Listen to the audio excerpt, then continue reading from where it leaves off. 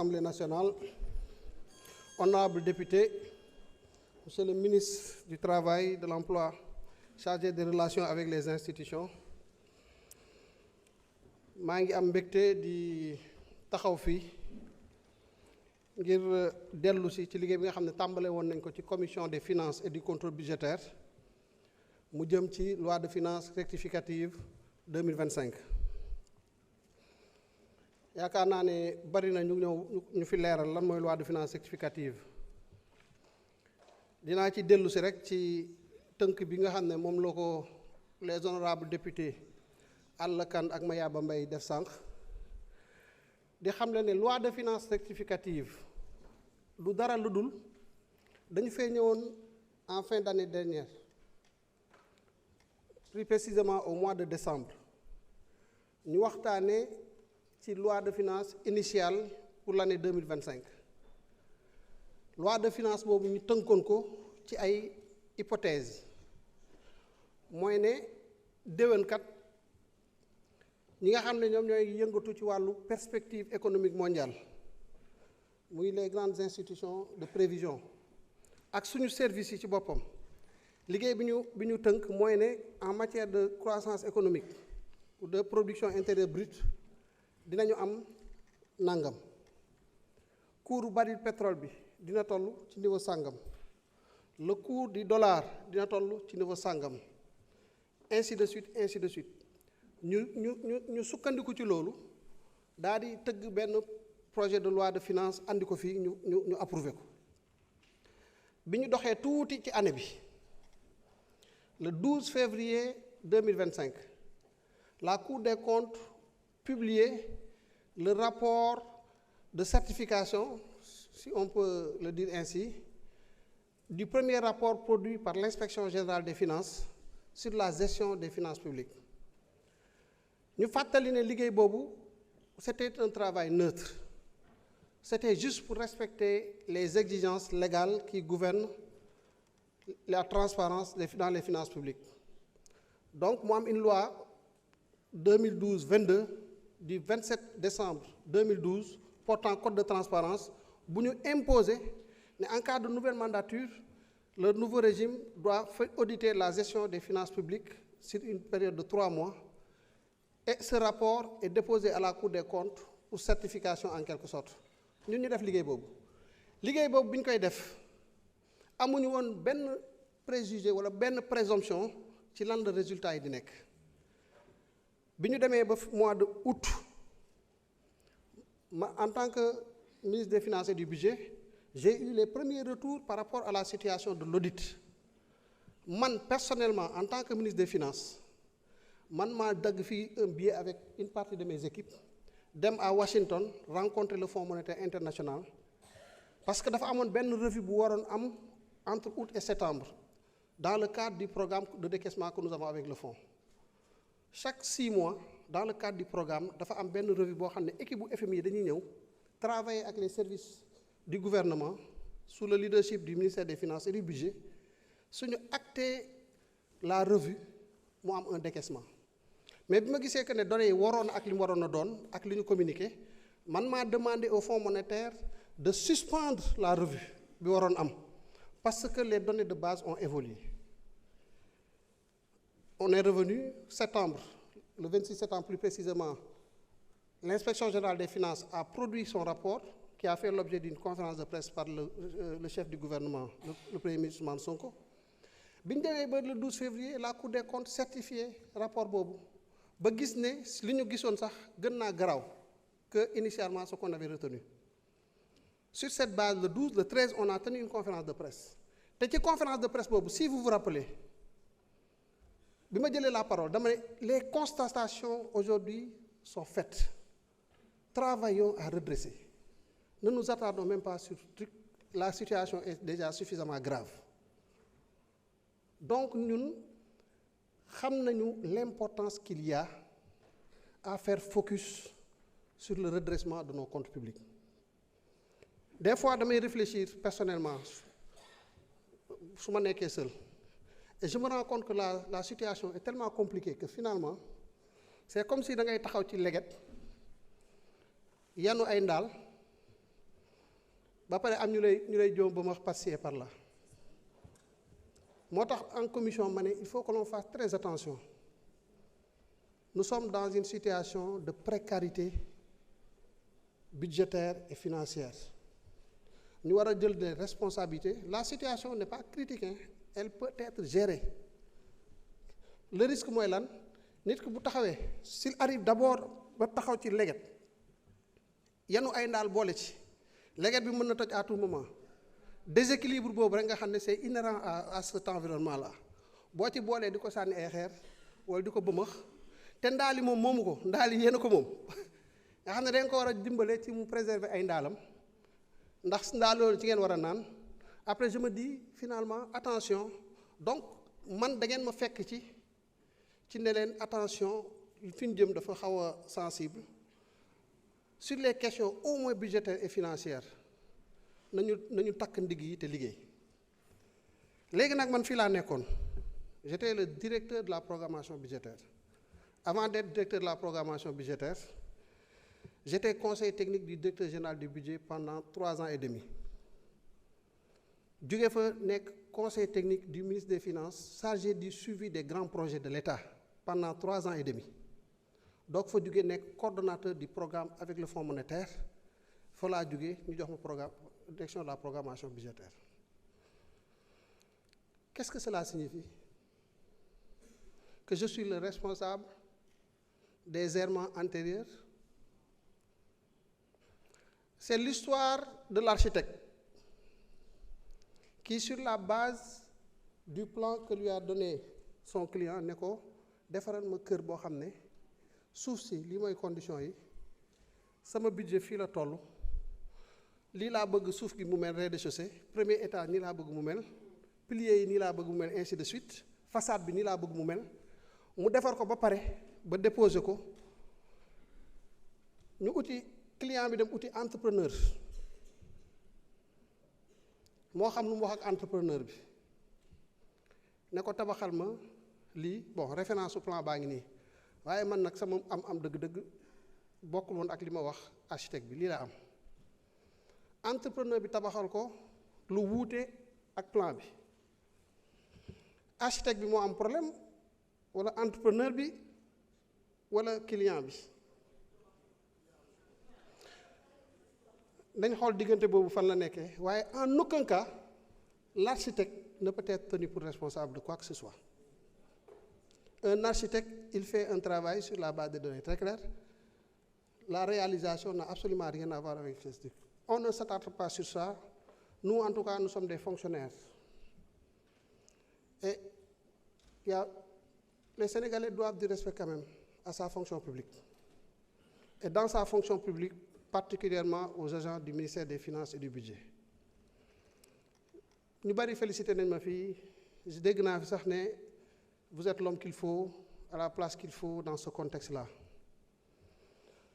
Je pense que l'homme qu'il faut à la place qu'il faut dans un ensemble comme celui-là daanaka amul li am dëgg mooy ay nit yu ànd conscient des responsabilités conscient de la situation ñu takk seen digg di jàppalante ba pare defante confiance bëgg mbir yi am ay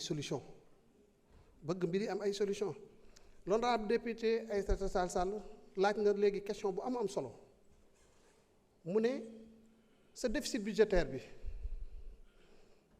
ma yokk sax sa besoin de financement bi de manière générale noo koy financer mais c'est une question pertinente c'est une question très pertinente waaye balaa ñu faa agsi déficit budgétaire bi aspect yi mu commenté yi mu ci def loolu duggul ci déficit budgétaire bi la ñuy def ci recettes yi def ko ci rationalisation yi loolu moom mooy sécréter le déficit budgétaire donc la ñuy def foofu déficit budgétaire bi mucc na ci maintenant c'est une fois qu'on a défini le déficit budgétaire xool toutes les autres opérations de trésorerie ba arrêté ne lii mooy suñu besoin de financement que les services travaillent sur un plan de financement ñu identifier tout ce que nous devons aller rechercher ak fan lañ koy rechercher ma profitoo nag ci répondre ci question boo xam ne mi ngi commencé bëri mi ngi commencé yàgg te wax dëgg yàlla ñi koy wax ce n'est pas de la politique politicienne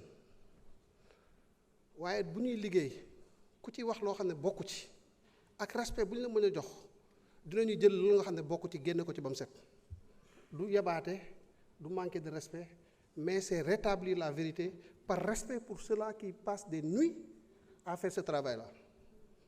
ñi ngi wax retard yi c'est vrai peut-être que les gens peuvent dire que loi de finances rectificative dafa ñëw en retard mais pendant plus d'une semaine des gens ont passé la nuit au bureau bàyyi seen kër yi pour mën ko am parce que les données ont changé ñëpp xam nañ ne Trump dafa ñëw am une orientation politique bu bees modifier l'architecture commerciale internationale à travers une politique de droit de douane mu am ay implications sur le niveau de production mondiale ñu gis ce qui se passe dans le Moyen-Orient mu am ay implications des implications importantes sur le dollar sur le truc sur la désarticulation des chaînes d'approvisionnement ainsi de suite bu ñu taxawee foofu ñu defaat suñu programmation gis ne suñu investissement yi suñu production intérieure brute bi dafay wàññeeku de 907 milliards de francs CFA ñu ne loolu kat suñ ko boolee ak yeneen facteurs yi accompagner économie bi